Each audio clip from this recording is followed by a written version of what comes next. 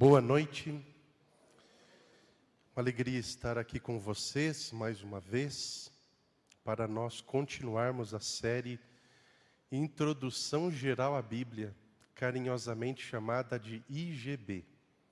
Então, quando vocês ouvirem falar aí nessa sigla IGB, vocês já entendam que se trata da nossa série Introdução Geral à Bíblia. E nas noites anteriores, nós estivemos considerando assuntos relacionados à parte escrita da Bíblia. Como você vai poder conferir aí nos slides a partir de agora. Antes disso, eu gostaria de convidá-los a abrirmos a Bíblia em 2 Pedro, capítulo 1, versos 19 a 21. 2 Pedro, capítulo 1, versos 19 a 21, lemos assim: Assim temos ainda mais segura a palavra profética, e vocês fazem bem em dar atenção a ela, como a uma luz que brilha em lugar escuro, até que o dia clareie e a estrela da alva nasça no coração de vocês. Primeiramente, porém, saibam que nenhuma profecia da Escritura provém de interpretação pessoal, porque nunca, jamais, qualquer profecia foi dada por vontade humana. Entretanto, homens falaram da parte de Deus, movidos pelo Espírito Santo. O título da nossa apresentação esta noite desta série está intitulado A Comunicação de Deus segundo a Bíblia. A Bíblia é o resultado dessa comunicação e, ao mesmo tempo, ela também apresenta como isto aconteceu. Por isso, eu gostaria de começar apresentando desde já algumas importantes definições, em primeiro lugar, sobre revelação. Esta noite nós estaremos tratando, de forma resumida, 3 aspectos básicos desta comunicação de Deus com a humanidade. Então é importante que você preste bastante atenção ao que nós estaremos apresentando aqui. Então nós estaremos falando primeiro sobre revelação, depois sobre inspiração e, por fim, iluminação. E fecharemos, então, com os aspectos relacionados a esses 3 elementos. Primeiramente, então, a revelação é uma linha de comunicação na qual Deus se encontra numa das pontas e o homem na outra. Além disso, é uma iniciativa divina e um dom que veio satisfazer uma real necessidade humana. Portanto, é algo que exige uma resposta de fé e obediência da parte do ser humano. A revelação de Deus chega aos homens não como uma informação sem qualquer obrigação, mas antes como uma regra mandatória de fé e de conduta. A vida do homem precisa ser governada, não pelos caprichos particulares e fantasias humanas, nem por adivinhações acerca das coisas divinas não reveladas, mas antes pela crença reverente em tudo quanto Deus lhe revela, o que conduz a uma aceitação consciente de todos os imperativos que a revelação, porventura, contenha. Fiquem tranquilos que nós vamos entender o que querem dizer essas palavras. Primeiramente, eu gostaria de apresentar para vocês cada uma das partes ou os elementos da revelação. Primeiramente, Deus faz conhecida a sua vontade ao profeta, conforme textos como Amós, capítulo 3, verso 7. Então Deus não faz coisa alguma sem antes revelar os seus segredos aos seus servos. Agora, o que seria esse coisa alguma que Deus não faz sem antes revelar aos profetas? É isso que nós precisamos entender aqui. Então, primeiramente, Deus é o revelador. E Ele fala, né? Vocês vão entender logo mais por que é importante nós termos em mente que Deus fala quando Ele proporciona revelações.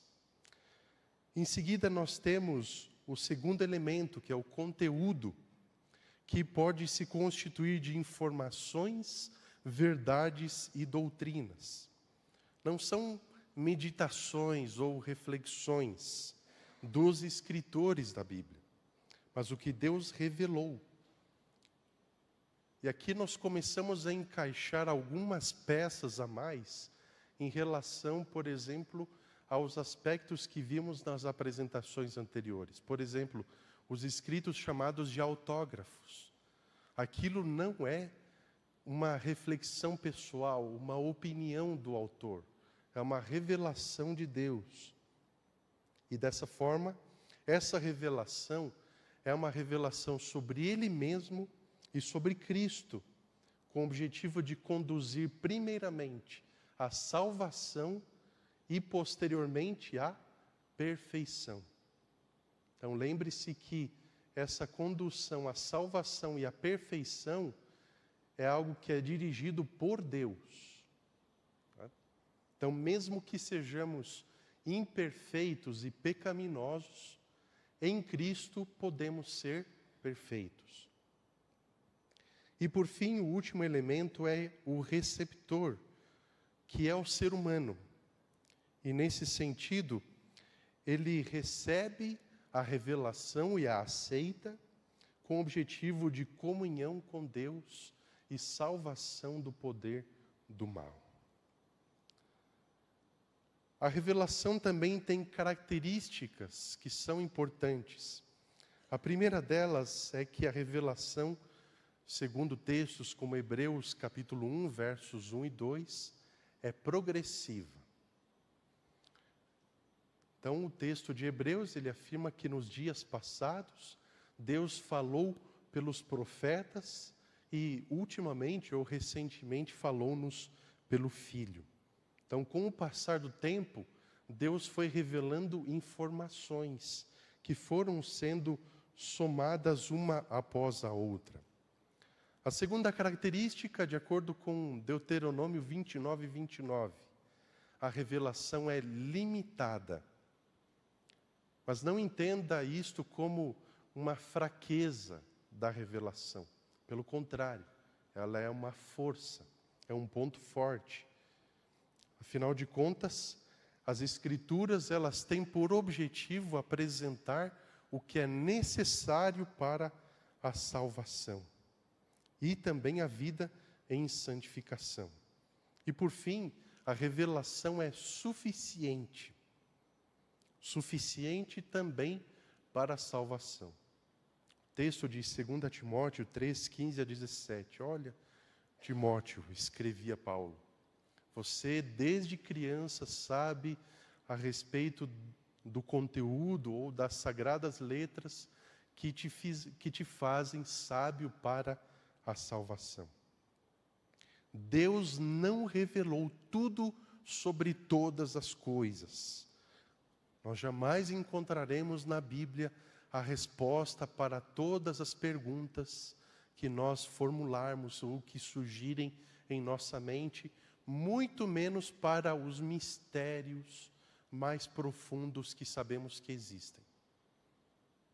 Inclusive, sobre essas questões dos mistérios, um professor meu chamado Wilson Paroski, certa vez, contextualizando ali em relação ao mistério da encarnação, ele afirmou que este é um mistério que nós não sabemos deste lado de cada eternidade, e nós não sabemos se do outro lado da eternidade nós chegaremos a saber.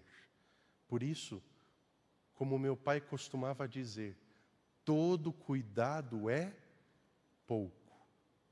Nós precisamos, portanto, nos ater ou nos contentar, nos satisfazer com aquilo que a palavra de Deus nos revela.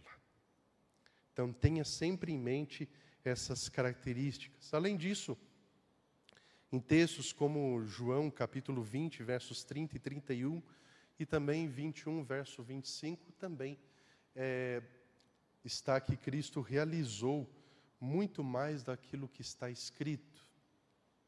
Então, a Bíblia é o suprassumo daquilo que é a revelação de Deus.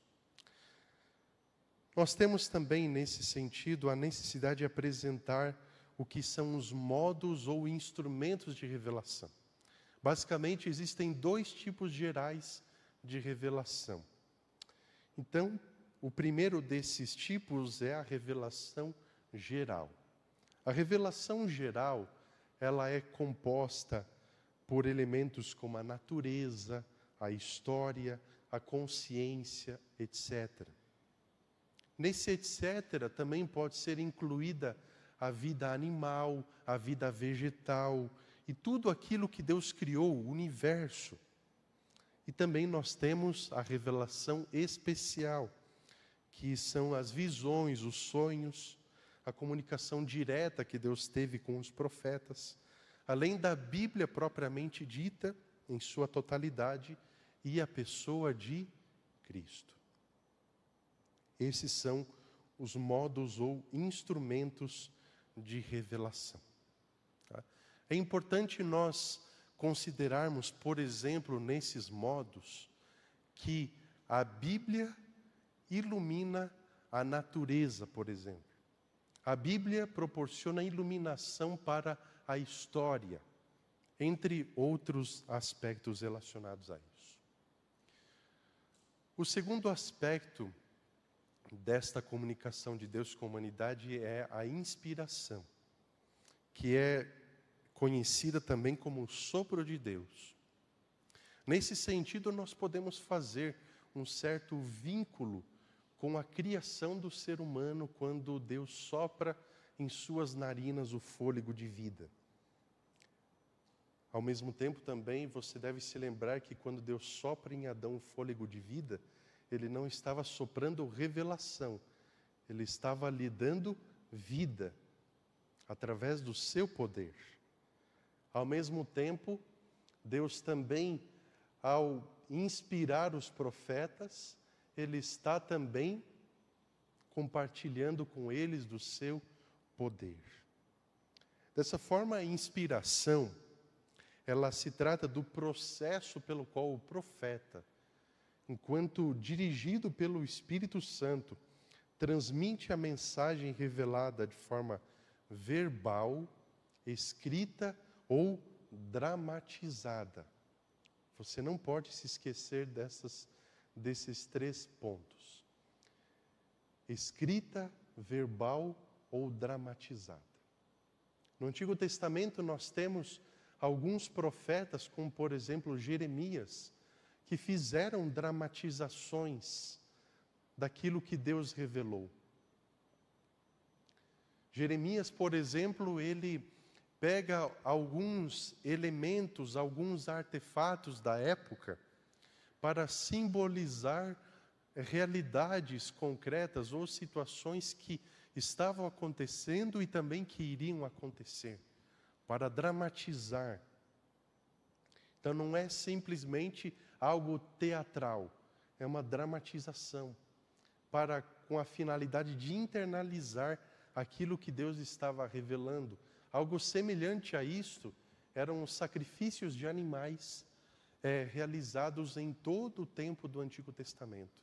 Aquilo também, apesar de não ser uma revelação específica, embora tenha sido revelado, mas aquilo também era uma dramatização com a finalidade de fazer com que o povo entendesse a virtude e também toda a intensidade da proposta da salvação por Cristo Jesus na mente do povo. E principalmente fazê-los perceber que o inocente pagaria pelo culpado. Também devemos lembrar que a Bíblia foi escrita por homens escolhidos por Deus, conforme o texto que lemos inicialmente. Então, nesse sentido, de acordo com 1 Timóteo 3,16, nós precisamos considerar aqui, em termos de conferência de tradução, que a Escritura, em realidade, ela foi soprada ou respirada por Deus. E nesse sentido aqui, principalmente na tradução que é proveniente do latim, que é o caso da Almeida Revista e Corrigida, que aparece a palavra inspirada. Então, aparece toda a Escritura inspirada por Deus. Essa tradução é proveniente do latim, que é uma tradução chamada de Vulgata. E nesse sentido, a palavra inspirada, ela não proporciona a compreensão mais plena do significado original desse texto, de acordo com aquilo que o escritor tinha por objetivo. Porque esse adjetivo, inspirado ao invés de soprada ou respirada, acaba transmitindo a ideia de que a Escritura foi aspirada para dentro de Deus, quando o texto afirma exatamente o contrário. Então, o termo, ou palavra grega theopneustos, tem esse significado básico: soprada. Os profetas que não escreveram nada, como é o caso de Eliseu, Natã, Gade, Aías, Uda e outros ainda, também foram inspirados por Deus. Mesmo que nós não tenhamos na Bíblia conteúdo dessas pessoas, eles foram inspirados por Deus justamente pelo fato de que a revelação dada a eles foi transmitida a grupos ou indivíduos, através da sua própria fala, simplesmente. Então, nós temos esses 3 elementos que aparecem aí para vocês nesse momento, como é o caso, a inspiração proporcionada aos profetas através do Espírito Santo, o agente, que são os escritores bíblicos, e o resultado da inspiração, que pode ser, como vimos antes, a fala, a escrita ou a dramatização. Então, nesse sentido, cabe um importantíssimo conselho a todas as pessoas que costumam apresentar uma oração pública. Inspiração, no significado bíblico, significa que vai resultar em um conteúdo escrito, dramatizado ou a proclamação, a fala. Alguém deve receber algum conteúdo específico. Então, quando nós estamos orando a Deus, pedindo que o pregador seja inspirado pelo Espírito Santo, de acordo com o significado bíblico, nós acabamos dizendo que nós estamos pedindo a Deus que o pregador produza algum conteúdo falado, ou escrito, ou dramatizado, que dessa forma ele seja inspirado por Deus. Então, nesse sentido, o conselho é que se haja esse cuidado em relação a isto. Ao orarmos a Deus pedindo a bênção sobre o pregador, o mais ideal, segundo este mesmo conselho, é que peçamos a Deus que Deus dê poder ao pregador no momento em que ele for proclamar a sua palavra. Então, esses são os 3 elementos básicos da inspiração divina. Então, as características básicas dos escritos divinamente inspirados: a misteriosa união do elemento divino com o humano. Como a própria expressão já diz, é um mistério. não há como explicar como acontece essa ligação. Ela simplesmente acontece. Também, os escritos, eles são infalíveis e confiáveis, são normativos, ou seja, eles são um guia em questões de fé e prática, e, por fim, são dignos de reverência. Agora, a última parte do processo da comunicação de Deus com a humanidade é a iluminação. Na iluminação, o Espírito Santo guia o homem na compreensão da mensagem revelada, seja ela verbal, escrita ou dramatizada. Dessa forma, nós precisamos lembrar que a leitura da Bíblia, desacompanhada da orientação divina, poderá ser prejudicial.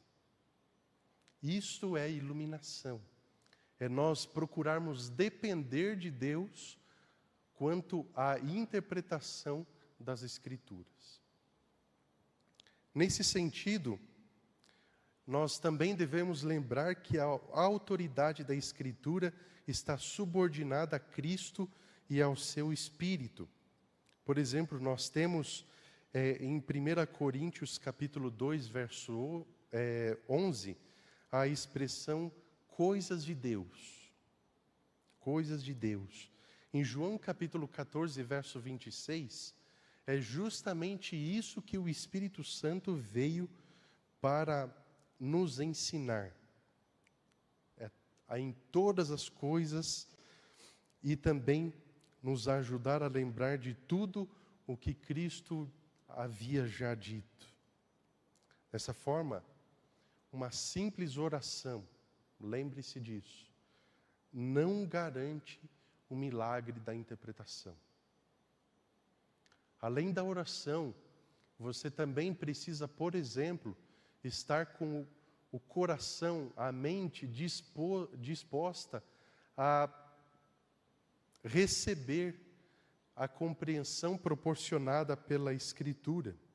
Ou seja, sem uma ideia pré-concebida, uma tese particular que você tenha.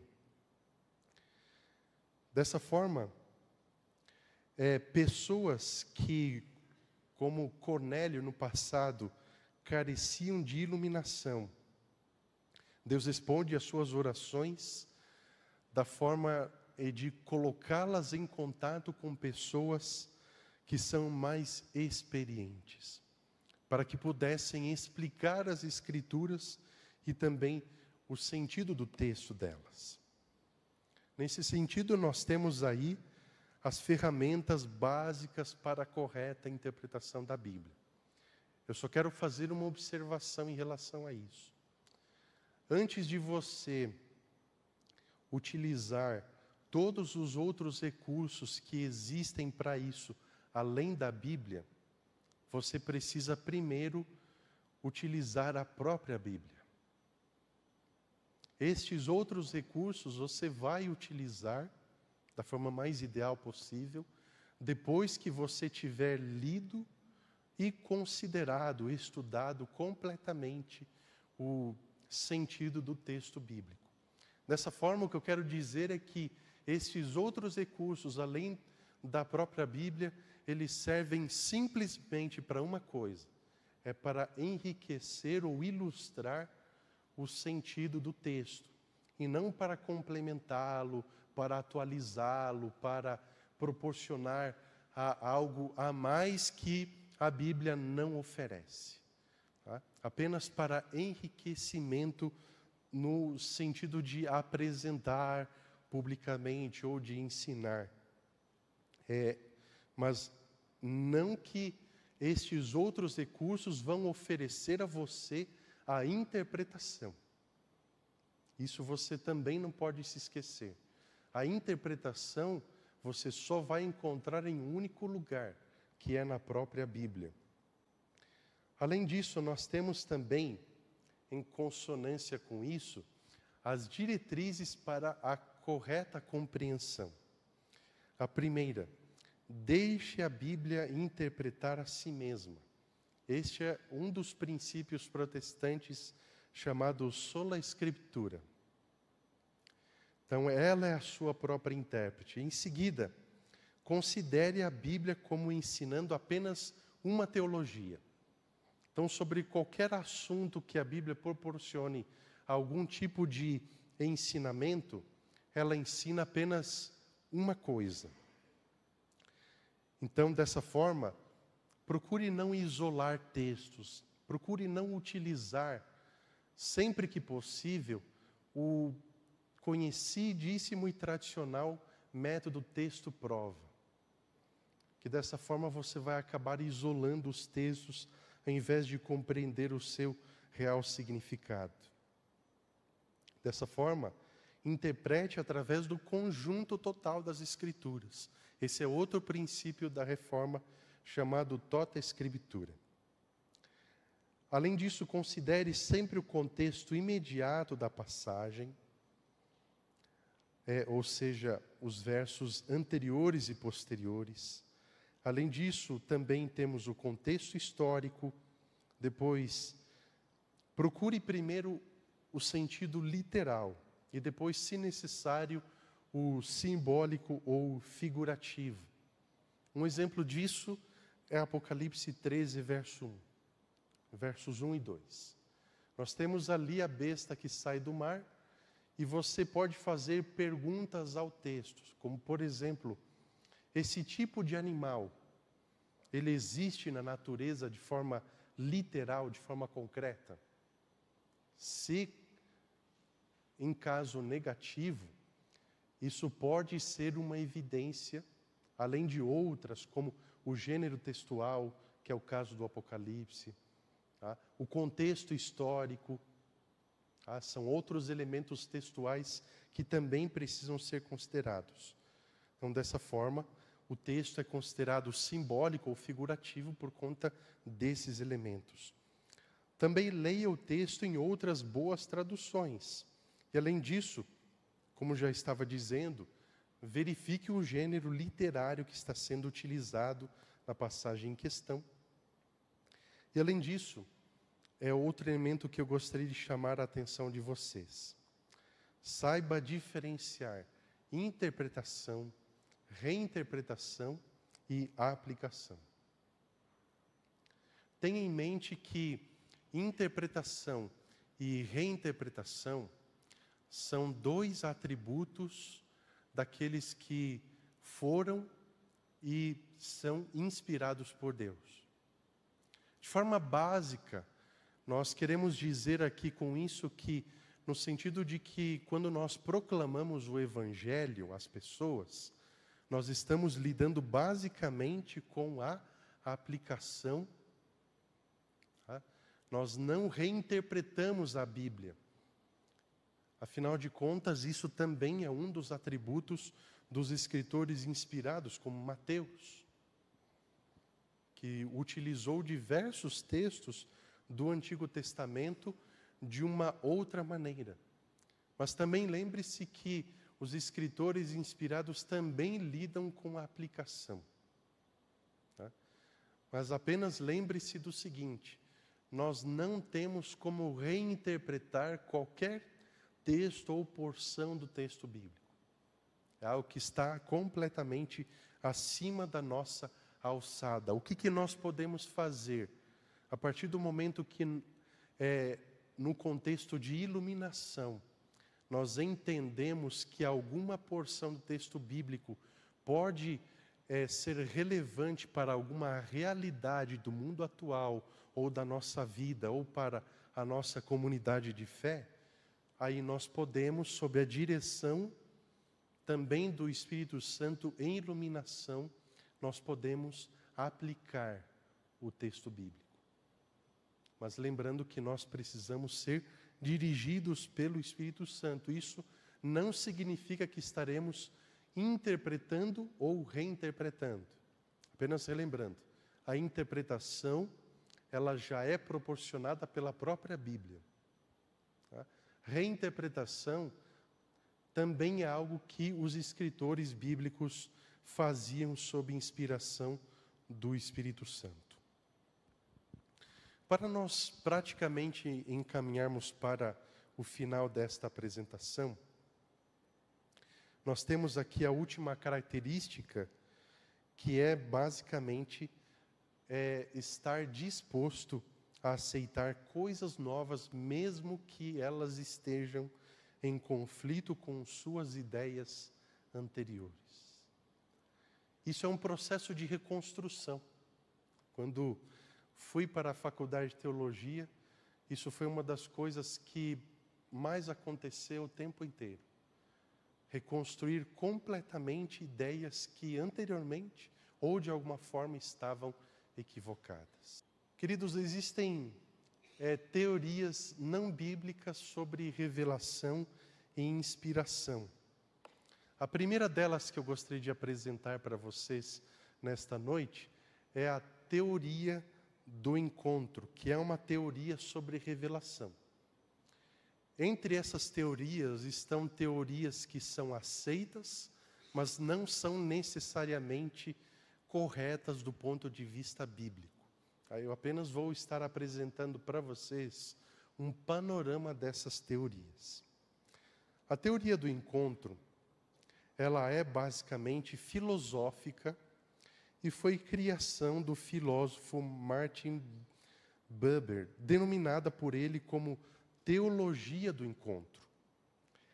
Ela foi exposta como ideia em 1923, num livro intitulado Eu e Você, que apresenta esse conceito básico. Cada pessoa vive um conceito de relação. Então, nesse sentido, a relação é vista do ponto de vista do encontro. Então, é nesse sentido aqui, nós nos relacionamos com pessoas, com coisas, com objetos, com diversos elementos. Então, nesse sentido, a crença seria simplesmente o nosso relacionamento com Deus e com Cristo. E essa teoria ela foi bastante reaproveitada por Emil Brunner, que tomou as ideias e as adaptou à religião. Então, segundo ele, quando Deus e o profeta se encontram, aqui a ideia do encontro, Deus não fala absolutamente nada. O que o profeta diz é um posterior reflexo do encontro. Então, o que o profeta diz ou escreveu é simplesmente aquilo que ele entendeu a partir desse encontro. E nesse ponto nós precisamos lembrar que revelação tem mais a ver com o conteúdo. Não é apenas uma relação. E também a Bíblia está repleta de relações como: e falou o Senhor, e eis que diz o Senhor, veio a minha palavra do Senhor, entre outras. Isso constitui evidência textual para denominar o conjunto dessas revelações como a palavra de Deus. Toda vez que há revelação, Deus sempre fala. Deus sempre fala.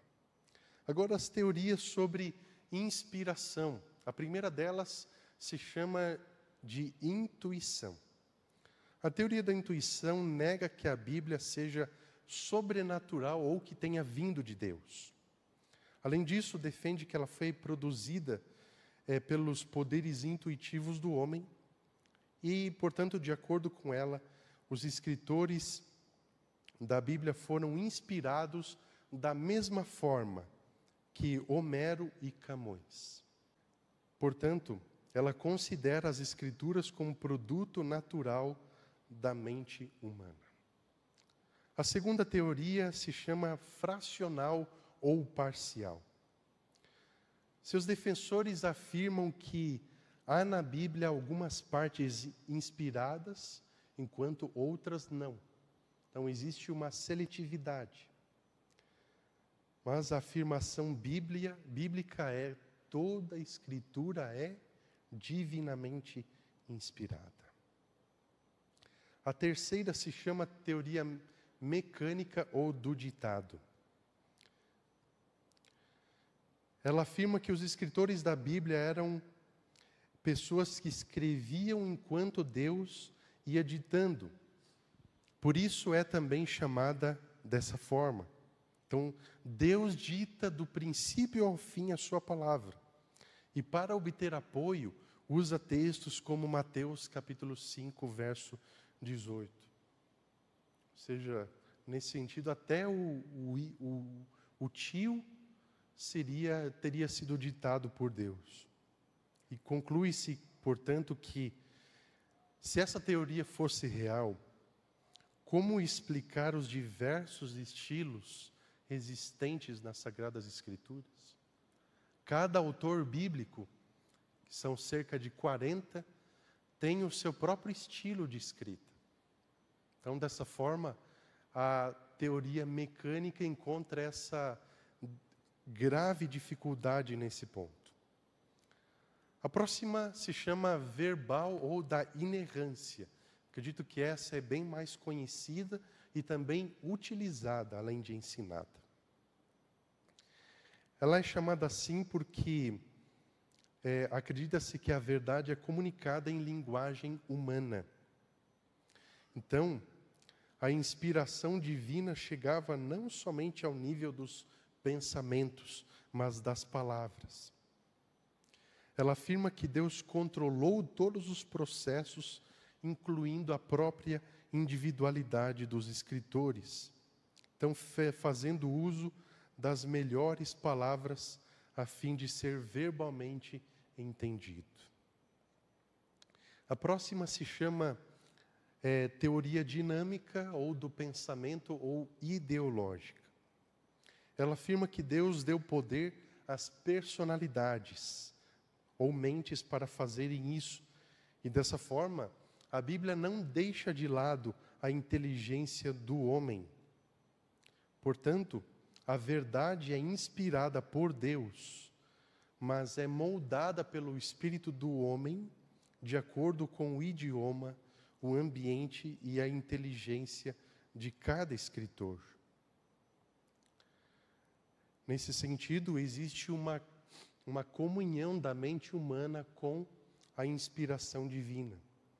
Então, nesse aspecto, alguns têm afirmado que a Bíblia não contém em si mesma a doutrina da inspiração. Essa declaração não corresponde à realidade, pois há muitas passagens que testemunham a sua própria inspiração. A última dessas teorias, ela se chama histórico-cognitiva, ela é mais recente, portanto, ela ainda não é aceita amplamente. Ela é o resultado da análise de todas as teorias anteriores, consideradas insuficientes em algum aspecto. Enquanto as anteriores têm foco na inspiração, essa daqui, ela focaliza a revelação, incluindo informações diretas e indiretas da parte de Deus. Então, ao colocar conteúdos na mente do escritor bíblico, o Espírito pode fazê-lo empregando métodos naturais e sobrenaturais, segundo sua vontade. Nós temos os aspectos como, por exemplo, os profetas não canônicos, como eles se relacionam com a revelação bíblica. Devemos lembrar que no período pós-bíblico, o dom de profecia não deve superar ou acrescentar qualquer coisa que seja as Escrituras, mas sim destacar a Bíblia como base de fé e prática, além de explicar seus ensinamentos e aplicá-los ao viver diário. E nesse sentido, de acordo com o ensinamento bíblico de 1 Coríntios 14, a igreja é estabelecida e edificada. Dessa forma, os escritos de Ellen White não constituem substituto e não podem ser colocados no mesmo nível da Bíblia. As Escrituras, conforme já está no livro Nisto Cremos, ocupa a posição única, sendo o critério para julgar todos os outros escritos ou qualquer experiência. A Bíblia, portanto, é o padrão supremo e ela é o seu próprio intérprete. Todas as crenças e doutrinas adventistas vêm do fato da Bíblia ter sido estudada e não das visões dadas a Ellen White. É importante que as visões proporcionadas a ela, elas só eram dadas nos momentos mais cruciais e necessários. E nesses momentos ela podia absolutamente afirmar o que era certo e o que era errado. Mas isto não acontecia em todo o tempo. Então, os pioneiros adventistas, eles se envolviam no estudo da Bíblia. Dessa forma, os escritos de Ellen White são um guia para nos direcionar à Bíblia, para nos ajudar a compreender a Bíblia e também para nos auxiliar a aplicar os princípios bíblicos. Nós temos aí um texto de O Grande Conflito, página 7, que você pode ler posteriormente, a respeito de como Ellen White via o dom profético. Mas textos bíblicos como, por exemplo, 1 João capítulo 4, verso 2, afirma que nós devemos colocar à prova os espíritos. Então, quando nós vamos testar o dom profético, nós precisamos considerar os seguintes pontos. A mensagem apresentada está em harmonia com a Bíblia? Segundo, as predições comprovaram-se verdadeiras? Terceiro, é reconhecida a encarnação de Cristo? E, por fim, quais são os frutos? Eles são bons ou maus? Então, se qualquer um desses pontos faltar ou falhar, existe problema com o dom profético apresentado.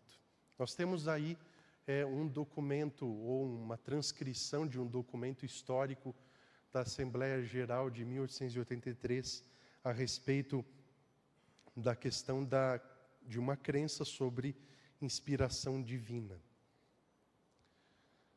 Dessa forma, se a união do divino com o humano toma lugar no nível dos pensamentos, envolve uma combinação da vontade e da mente, conclui-se que ambas, a escolha e a cognição, estavam completamente operantes quando o profeta escreveu.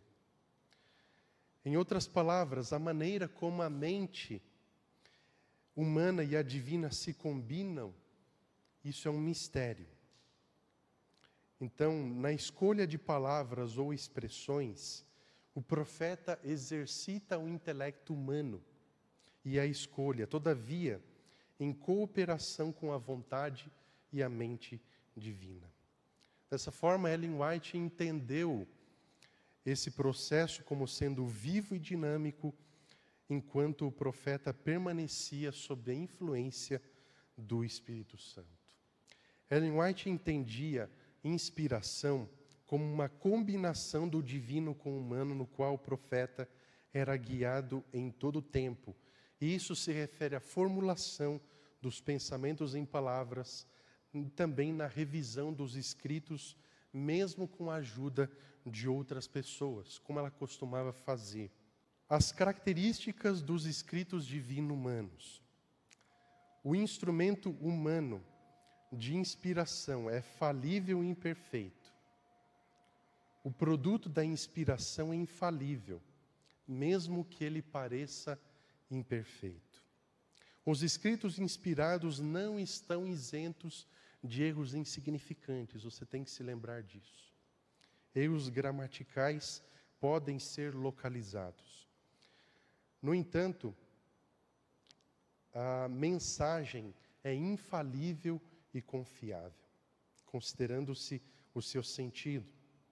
Portanto, sustentar conceitos errôneos com relação à inspiração nos leva a uma interpretação e uso errado desses escritos.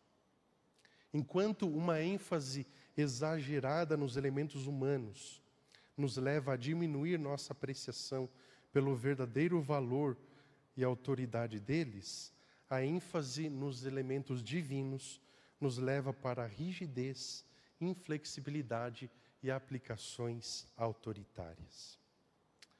Lamentavelmente, há a possibilidade de que pessoas estejam, infelizmente, não sendo dirigidas pelo Espírito Santo de Deus, mesmo quando estão ensinando a sua palavra diretamente a partir do púlpito.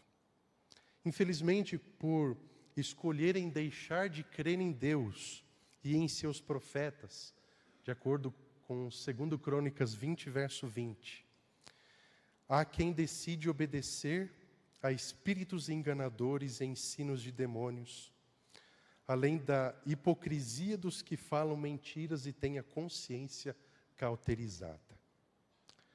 Portanto, que nessa noite a nossa escolha, mais uma vez, seja de depositar total e restrita confiança na palavra de Deus e nela somente.